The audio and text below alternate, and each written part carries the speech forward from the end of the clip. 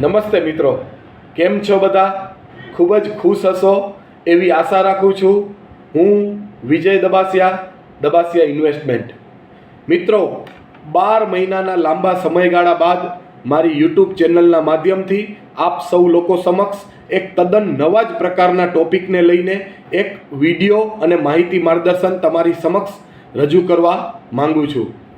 આપણે અગાઉના ઘણા બધા વિડીયોમાં ઇન્વેસ્ટમેન્ટ, રોકાણ, મ્યુચ્યુઅલ ફંડ, PMS, AIF આવા ઘણા અલગ અલગ રોકાણલક્ષી પ્લેટફોર્મ વિશે વાત કરી. પણ આજે તદ્દન નવા જ પ્રકારના ટોપિક પર ચર્ચા કરવા જઈ રહ્યા છીએ કે જે વસ્તુ થકી રોકાણ થાય છે, પૈસા, મની, ખરેખર જીવનમાં પૈસાનું મહત્ત્વ છે કે નહીં. ચાલો આજે આપણે પૈસાને ઓળખીએ, પૈસાને જાણીએ. ખરેખર જીવનમાં પૈસાનો રોલ શું છે? જો પૈસાનો રોલ છે તો કેટલો છે? કેટલા પૈસા જોઈશે? જીવનમાં ખરેખર પૈસા જરૂરી છે કે નહીં? જો છે તો કેવી રીતે જરૂરી છે? જો નથી તો પૈસા વગર જિંદગી નીકળી જશે કે નહીં? ચાલો આજે આપણે જાણીએ. પૈસાનું કામ શું છે? પૈસાનો અનુભવ શું છે? જીવનમાં પૈસાની પ્રકૃતિ કેવી છે? જીવનમાં આપણી પાસે પૈસા છે તો પૈસાના હાવભાવ કેવા છે? આપણા જીવનમાં પૈસા સાથેનો શું સંબંધ છે? પૈસા અને જીવન બંનેને એકસાથે જોડીએ. પૈસા અને સમય બંનેનું જીવનમાં કેટલું મહત્ત્વ છે? પૈસાની ઈમાનદારી, પૈસાની પારદર્શકતા આપણા જીવનમાં છે કે નહીં? પૈસાની ભાષા, મની મેનેજમેન્ટ, આ વિશે આજે આપણે હકીકત અને તથ્ય જાણવાનો થોડો ઘણો પ્રયાસ કરીએ. મિત્રો, એક વસ્તુ યાદ રાખજો, સાચી છે, હકીકત છે અને તથ્ય છે. પૈસાને લઈને જેટલી ભારતમાં નેગેટિવિટી, ખરાબ વાતો, જોક્સ જેટલા થાય છે એટલા આખા બ્રહ્માંડમાં ભારત સિવાય ક્યાંય નથી થતા. આપણે જીવનમાં પૈસાને લાગણી સાથે જોડ્યો છે. ક્યારે પણ પૈસાને જિંદગીમાં વ્યવસ્થા સાથે, જીવન સાથે આપણે કે લોજિકલ રીતે જીવનમાં ક્યારેય આપણે પૈસા સાથે જીવનને જોડ્યું નથી. ઘણા બધા લોકો આપણે કહેતા હોય છે અને આપણે પણ વર્ષોથી સાંભળીએ છીએ કે પૈસા હાથનો મેલ છે, પૈસા સબ મોહ માયા હે. શું લઈને આવ્યા હતા અને શું લઈને જવાના. મિત્રો, આજે આપણે હકીકત જાણીએ કે આ વસ્તુ જીવનમાં ખરેખર પ્રેક્ટિકલી સાચી છે કે ખોટી. પૈસા હાથનો મેલ છે. તમારા જીવનમાં પાડોશીને કે મિત્રોને પૂછા કરજો, પૈસા હાથનો મેલ છે એવું કહેતા હોય એમને કહેજો કે અમારા ઘરના વોશ બેસિનમાં ધોવા આવે. મેલ જ નીકળશે સાહેબ, પૈસા નહીં નીકળે. જો પૈસા આમને આમ મળતા હોય તો જીવનમાં મહેનત લોકો ના કરે. પૈસા સબ મોહ માયા હે.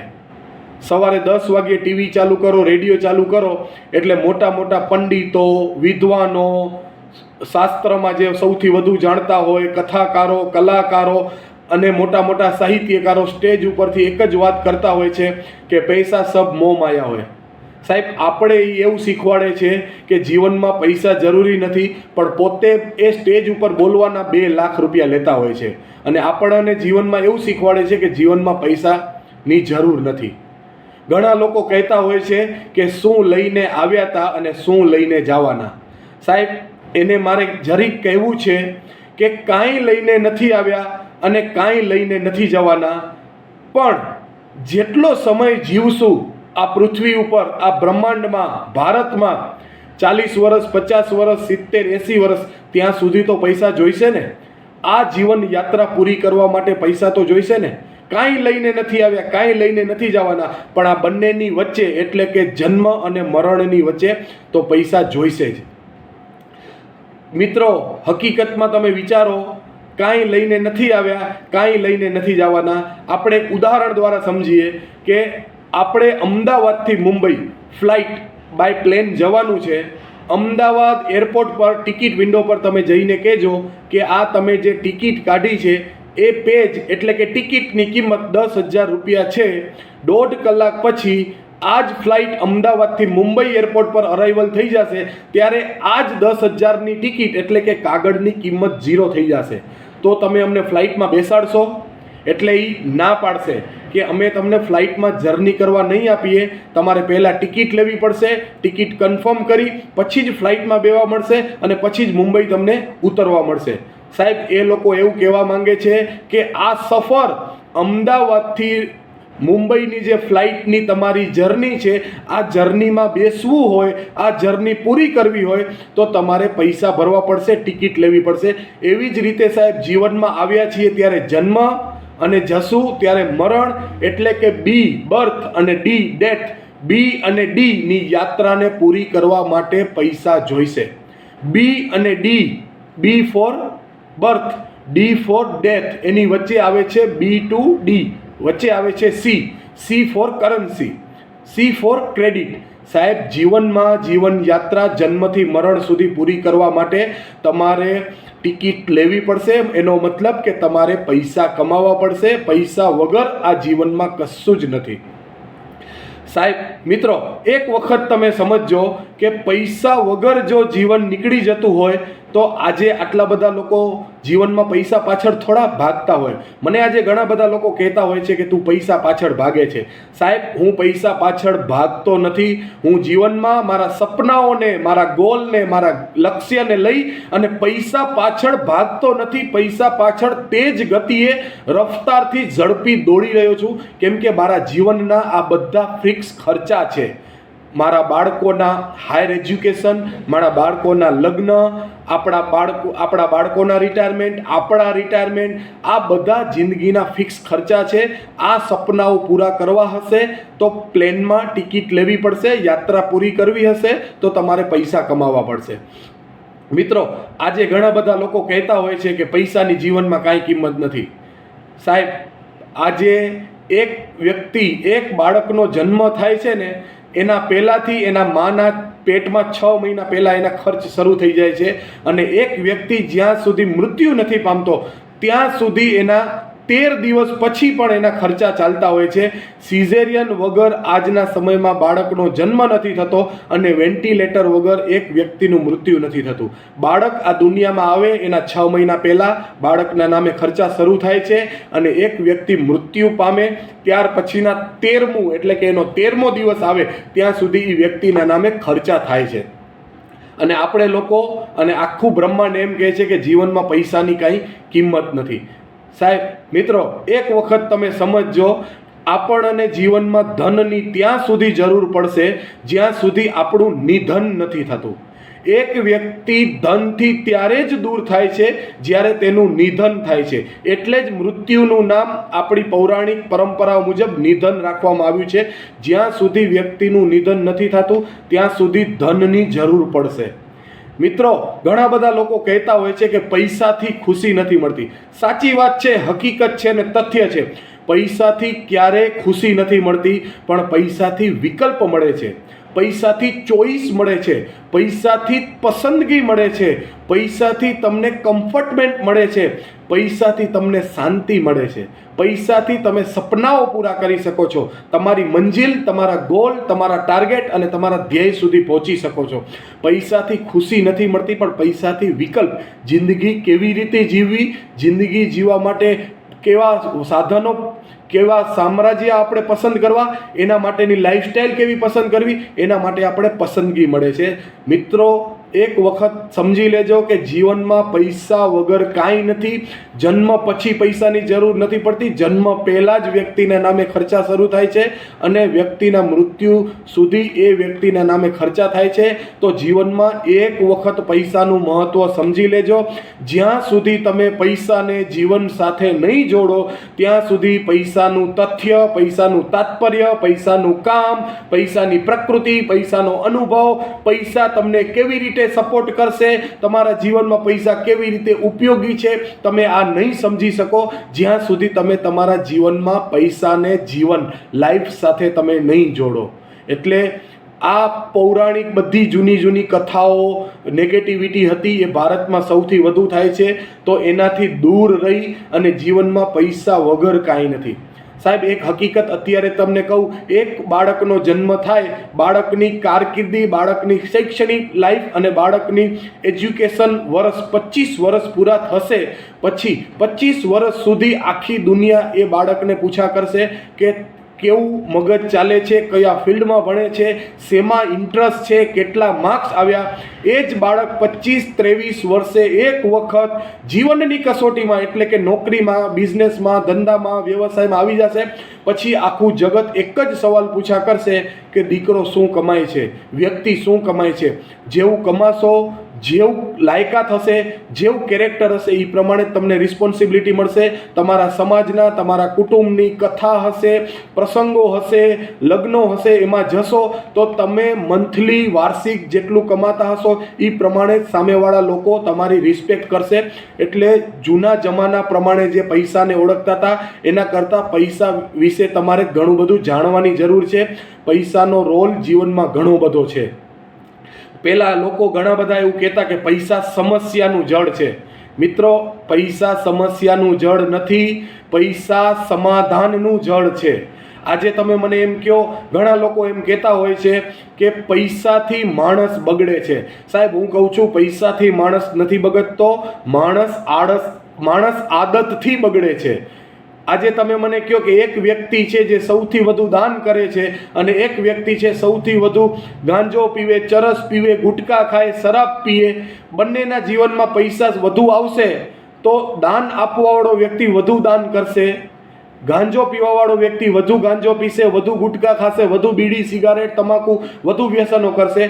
એટલે વ્યક્તિ જીવનની અંદર કે કોઈ આદમી પૈસાથી નથી બગડતો, આદતથી બગડે છે.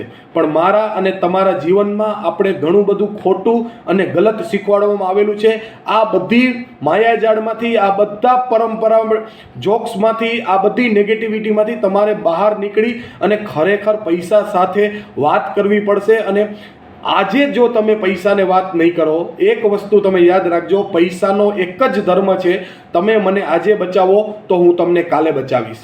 તમારા ઘરમાં જો તમે નોકરિયાત વર્ગમાં છો, તમે સેલેરીથી કમાઓ છો અથવા તો વ્યવસાયથી કમાઓ છો, તમારા જીવનની અંદર, તમારા પરિવારમાં દર મહિને કે વાર્ષિક જ્યારે કમાણી સ્વરૂપે, આમદની સ્વરૂપે પૈસા આવે છે, ત્યારે તમારે પૈસાને કહેવું પડશે કે તારે ક્યાં જવાનું છે. આજે તમારા વાર્ષિક પગારમાંથી થોડા ઘણા પૈસાને હેલ્થ ઇન્સ્યોરન્સમાં જવાનું છે, થોડા ઘણા પૈસાને બાળકોના હાયર એજ્યુકેશનમાં જવાનું છે, થોડા ઘણા પૈસા બાળકોના લગ્નમાં જવાનું છે, થોડા ઘણાને સપનાની ગાડી લેવા માટે, થોડા ઘણા પૈસાને સપનાનું ઘર, રિટાયરમેન્ટ માટે જવાનું છે. જો તમારી જિંદગીમાં જ્યારે પૈસા આવે છે ત્યારે તમે પૈસાને નહીં કહો કે તારે ક્યાં જવાનું છે, તો પૈસો થોડાક સમય પછી એમ કહેશે કે હું ક્યાં ચાલ્યો ગયો એ મને પૂછા ના કરજો, હું ગમે ત્યાં જતો રહીશ.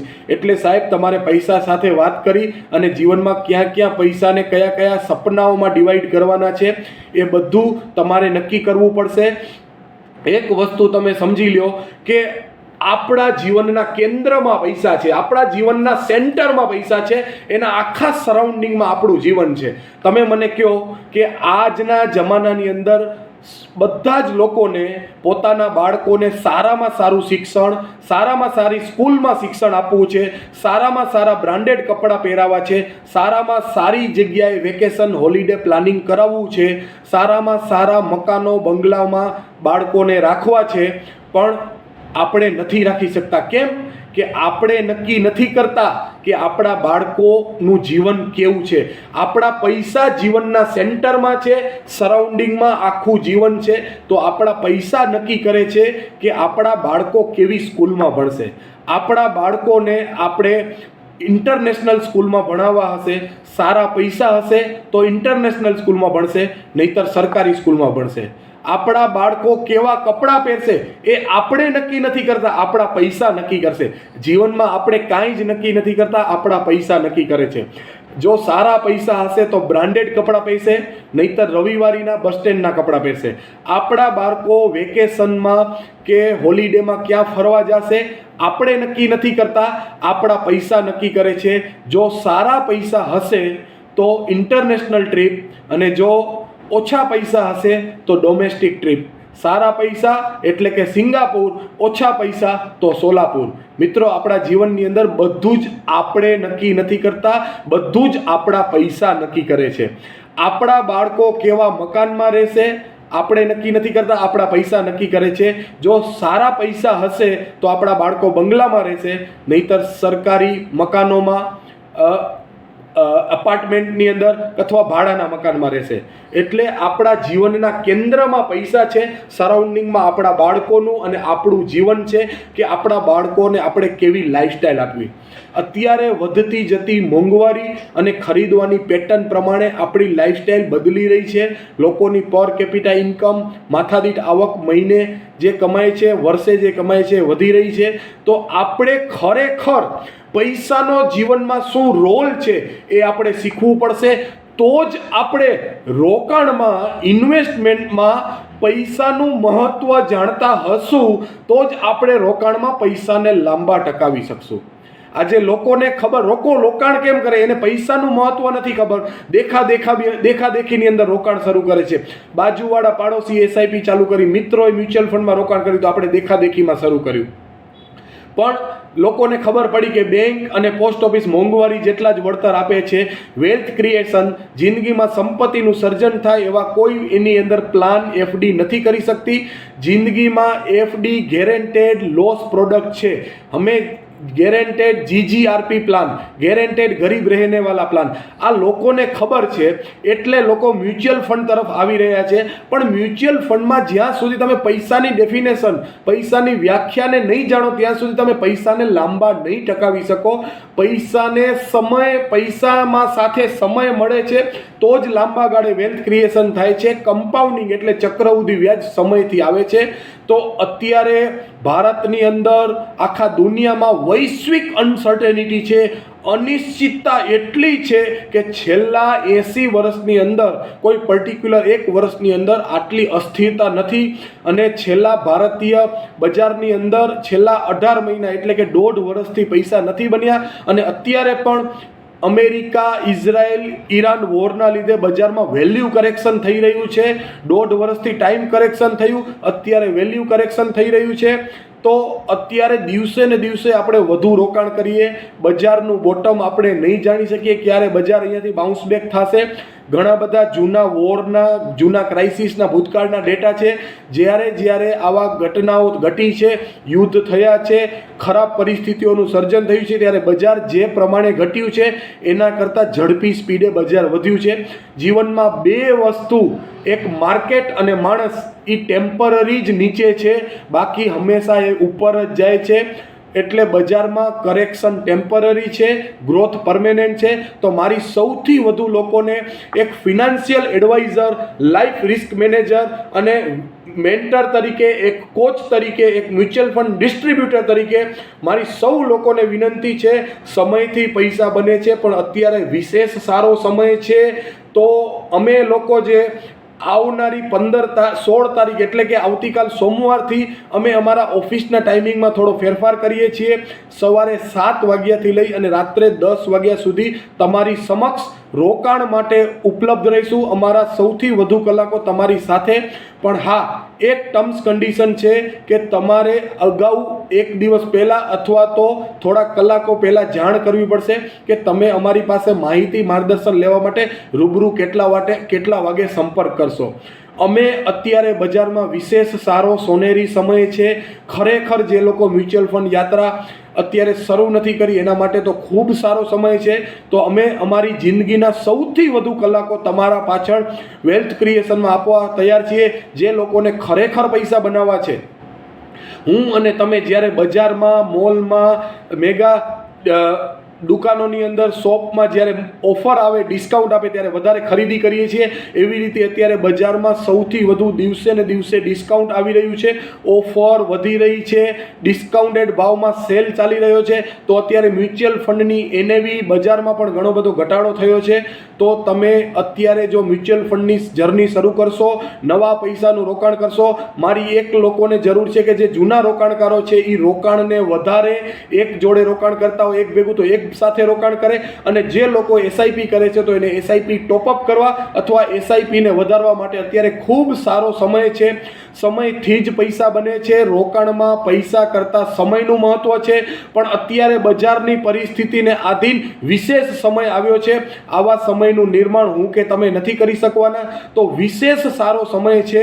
તો હું અને તમે આ બજારમાં અને આવનારા 25-30 વર્ષ જે ભારત અમૃતકાળ આવી રહ્યો છે, સોનેરી ડેવલપિંગ ઇકોનોમીમાંથી ડેવલપ ઇકોનોમી તરફ જઈ રહ્યું છે, તો આ ભારતની જીડીપી સાથે ભારતની ઇકોનોમી, અર્થવ્યવસ્થા અને વિકસિત ભારતની જે જર્ની શરૂ થવા જઈ રહી છે એના સાથે આપણે ભાગીદાર થઈએ.